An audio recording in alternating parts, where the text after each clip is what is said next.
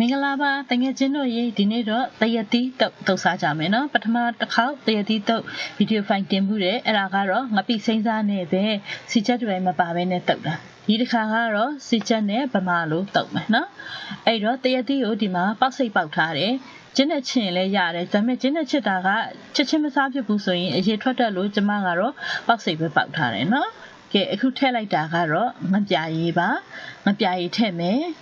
ကျက်တော့အနီကိုလည်းပါပါလေးလှီထားတယ်ကျက်တော့အနီနဲ့ပစွန်ချောင်းမှုန့်နဲ့စီချက်နဲ့တုပ်မယ်နော်ခုငပြရေးထည့်လိုက်ပြီးပြီဆိုရင်အခုကတော့ပစွန်ချောင်းမှုန့်ထည့်လိုက်တာပါ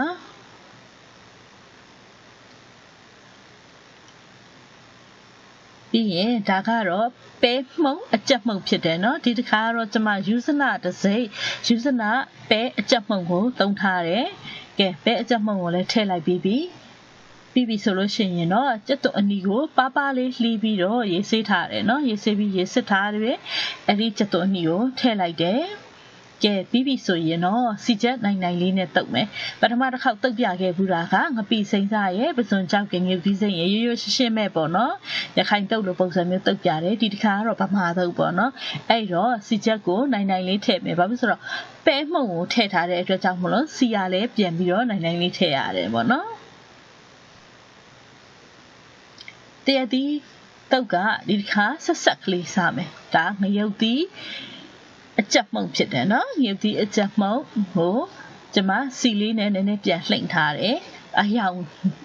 ရဲလေးတက်လာအောင်ရဲ့ငရုတ်သီးရဲ့မွေးတဲ့အနက်ပို့ပြီးတော့ရအောင်ရဲ့ပေါ့နော်အဲ့ဒါကြောင့်မလို့အယောင်ကပို့ပြီးတော့ရဲလေးဖြစ်တယ်ကိုပဲကျွန်မကိုရီးယားလာတဲ့ငရုတ်သီး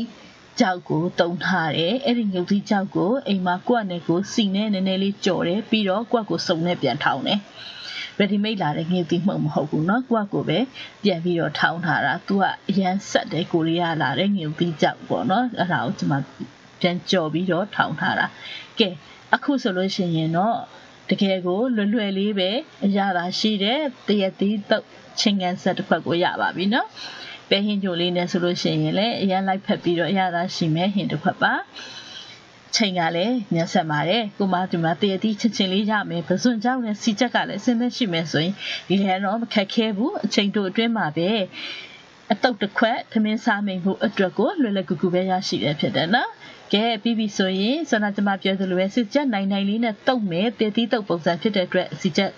အပေါ်ကနေကျက်တော့အနီးစီချက်ပေါ့နော်အဲ့ဒါကိုထပ်ပြီးတော့ဖြူပေးလိုက်မယ်ဆိုရင်လှမယ်အရသာလည်းရှိမယ်ညံ့ဆက်ဆက်လည်းပြီးသွားပါတယ်နော်ကျမရဲ့ဗီဒီယိုဖိုင်လေးတွေကိုကြိုက်နှစ်တက်လို့ရှိရင် like and share လုပ်ပေးပါဦးကျမရဲ့ကိုယ်ပိုင် website ဖြစ်တဲ့ chotsu.com မှာလည်းမရောက်ကြည့်ရှုပြီးတော့အားပေးဖို့အားလုံးကိုဖိတ်ခေါ်ပါတယ်အားလုံးကြည့်ရှုပေးနေတဲ့အတွက်ကျေးဇူးတင်ပါတယ်ပျော်ရွှင်ချမ်းမြေ့ကြပါစေရှင်